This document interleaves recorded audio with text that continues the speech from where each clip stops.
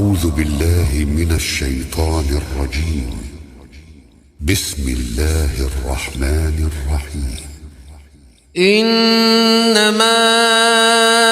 إلهكم الله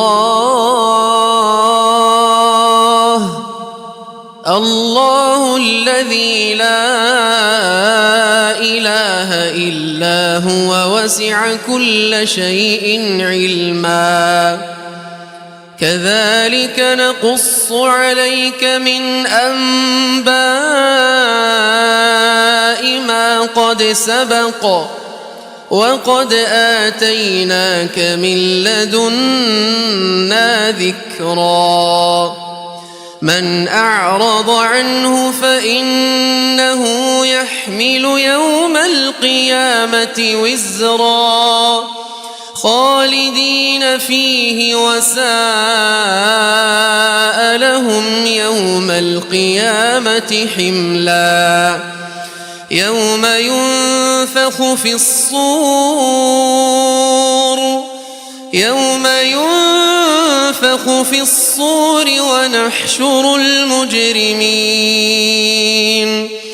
ونحشر المجرمين يومئذ زرقا يتخافتون بينهم إن لبثتم إلا عشرا نحن أعلم بما يقولون إذ يقول أمثلهم طريقة إن لبثتم إلا يوما ويسألونك عن الجبال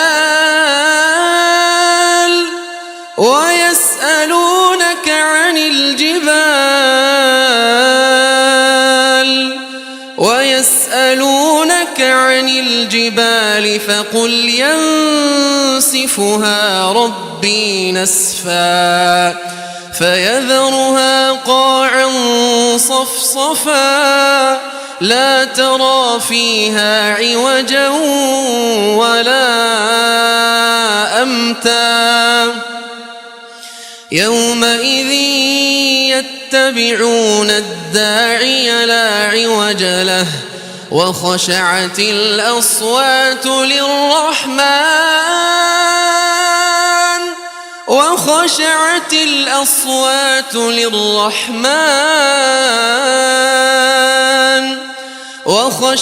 الأصوات للرحمن فلا تسمع إلا همسا يومئذ لا تنفع الشفاعة إلا من أذن له الرحمن ورضي له قولا يعلم ما بين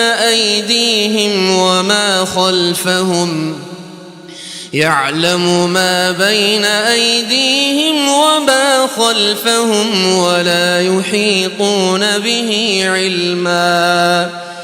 وعنت الوجوه للحي القيوم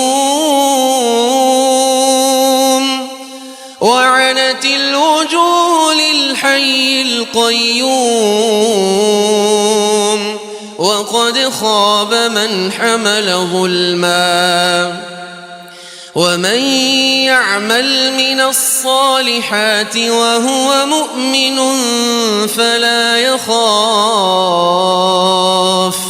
فلا يخاف ظلما ولا هضما وكذلك أنزلناه قرآنا عربيا وصرفنا فيه من الوعيد لعلهم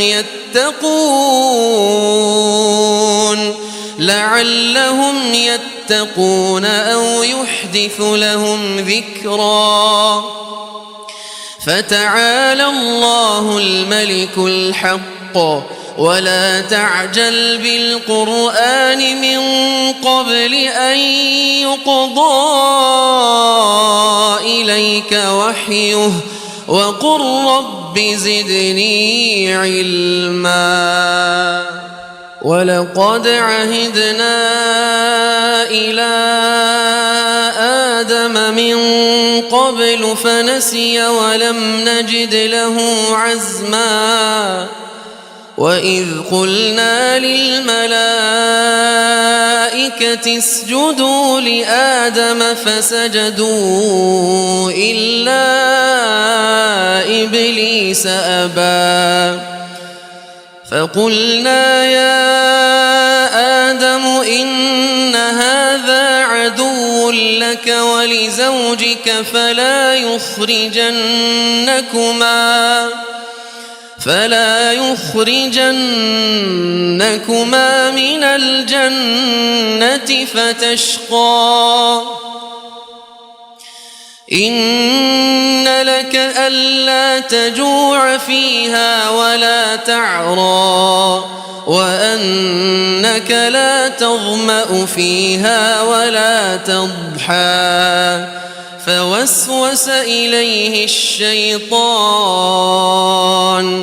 فوسوس إليه الشيطان قال يا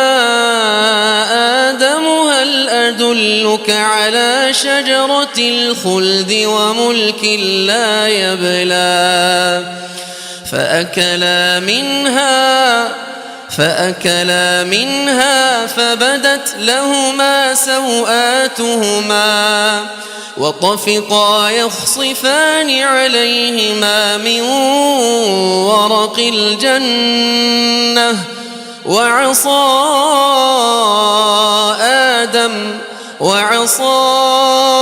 آدم ربه فغوى ثم اجتباه ربه فتاب عليه وهدى قال اهبطا منها جميعا بعضكم لبعض عدو فإما يأتينكم مني هدى فمن اتبع هداي فلا يضل ولا يشقى ومن أعرض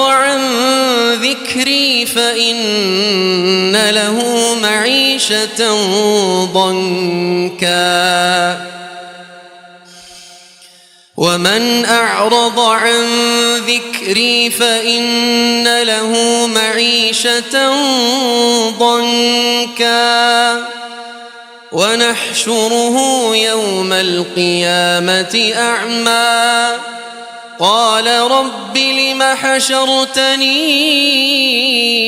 أعمى وقد كنت بصيرا قال كذلك أتتك